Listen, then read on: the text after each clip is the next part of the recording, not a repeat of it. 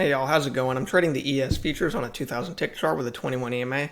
So I've got the overnight highs up here, overnight lows down here. These are our key levels. So I didn't start trading until this area over here. It was a little after 10 Central Time that I started trading because I was doing a family thing.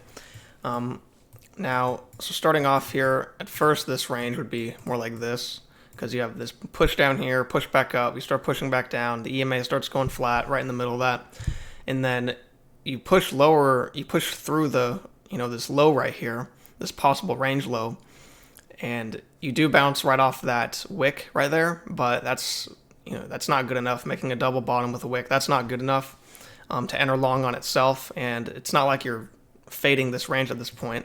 Now, you do have this range right here that you could say you're fading, and you are fading it right here, but it's not off of anything. It was a very strong push out. It is 2 legs out. It is measured, but that's not reason itself to enter. So unfortunately, you just can't enter that. But you push up here, you do fade in, you get this first entry short, second entry short, failure, but there's no room to take that. And you wouldn't want to go short at this point either because higher lows, higher highs, and then that's just what a bullish imbalance is. So you have a bullish imbalance in this overnight range. So you don't want to enter short. And then on this failed second entry right here, there's no room, enter with a stop right there. Let me get that exact. You'd have to push it multiple points out of the, this range right here. So you don't want to do that. So I don't like that right there. And once again, you don't want to go short because of the bullish imbalance. And then you have these 2 legs out here. And now even though I wouldn't want to take a double bottom right off of that, you do have this right here. And it's a clear triple bottom. So triple test. And then at this point, you'd actually have this range lowered right here. So you'd have it lowered to there. 2 legs out, measured move. Third bounce off this level right here. Clearly it's holding. It's been chopping straight through the EMA, which means the EMA has been weakened, because when the EMA is just chopping straight through it, it's safer to enter right into it, because that means clearly it's not, holding prices very well. So there's no reason to believe it's going to hold price down here. So I do like entering there. Of course I didn't, but I do like it. Now you push higher here, and this higher low right here, if this trade right here wasn't good, say that there was no entry here, this higher low doesn't necessarily look good itself. But considering it's right after a good looking trade, if you didn't get in here, then it does look good to get in right here. Now you push up here. So yeah, now like I say, price action gets bigger as more time goes on. The price action levels get bigger, kind of like how you see this first leg up here, break, second leg up. Eventually that becomes 1 leg. You measure it over, you have that second leg up. And now this is the beginning of that second leg up. We push up here, and then we push lower, push back up, push back down, clearly going sideways at that point. You can draw a range, you got those highs, lows, and now you push out of it. You have this first leg out, break, second leg out, 2 measured legs.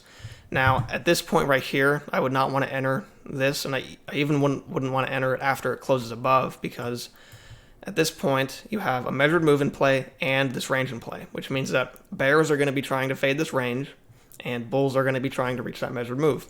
And so I would want some support up here to actually confirm. That way I know, okay, it's safe to go with the measured move up here, the bulls, rather than trying to fade the range down here.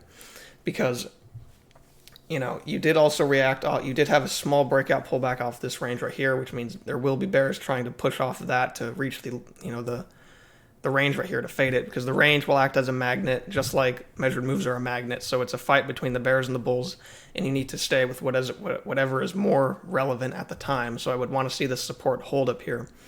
And then we push up higher here. We do hold on it again, even if you have another level right here off of that. Clearly it's reacting off of it here, and then it does have another bounce right there, but it is also holding off of this support right here.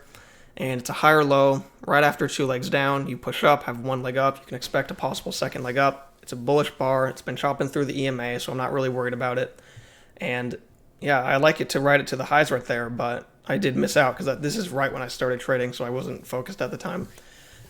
If I did get in on it, I would have left my target there most likely, because I almost always, if I have a target that's like 1 tick out of a range, I always leave it there mostly. And so I probably would have left my target there, and then it would have tapped it, bounced off of it, and that would have been painful, but sometimes that happens. Usually it's not a problem to do that. But then here, clearly you're reacting off of this level again. Now you could lower it at this point, but it is clearly still reacting off of it strongly. The EMA is pointed up at this point. You have these two small legs down. You got first entry short, second entry short, failure. And then it acted as a failure as well when it ticked lower than that red bar right there and just shot straight back above the EMA. So this does look good, but once again, you'd want to get out before these highs appear because, you don't know if it's going to push through it there. So you do want to enter with a limit order on this. That's what I had to do. It did pull pretty far back, but it bounced off that support right there. And that's why we have our stop down there, because sometimes it's going to pull back pretty hard on us. And it did there, but, it all ended up good. Our stop is protected by this price action here, by this level here. So we push up, we break out, most breakouts fail, we push back lower here. I do want to point out, just like I say, price action levels get bigger as more time goes on. You have these two legs here, right? And then you go down, and then on a bigger picture, those two legs turn into one leg, copy that over.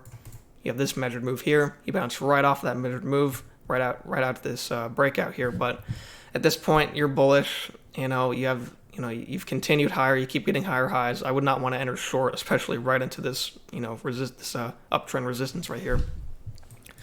Just not worth it. You go down, you bounce off this level again here. Excuse me. You bounce off that level again here. You push up, and then there's a reason I don't like this trade right here. So I'm not talking about this right here. I'm talking about this second entry. There's a reason I don't like that second entry, which is because of two measured moves that you're reaching. So once again, price action levels get bigger as more time goes on. Now you have this measured move here. I'm going to delete that, recopy this over to make sure it's exact. And then let me just show with this visual here. You just reached that measured move right at this point. It bounced right off of it, had a really strong push down. The EMA did hold, but once again, it's the EMA versus this measured move, and that's a pretty major measured move right there. That's pretty significant. Plus, you're also reaching this measured move at the same time right there. So let me draw that over. So it's not exactly off of this one, nearly. It's off of this one, which is significant, which is why I did not want to enter on anything here to go long, because, even though the EMA held, you can still expect a possible second leg down there. So it's just not worth it. And then here, you reach the bigger measured move, you start going sideways. You don't want to enter directly into that major measured move here. So right there, you don't want to enter into that. And then here, you have a strong push down, very strong push down.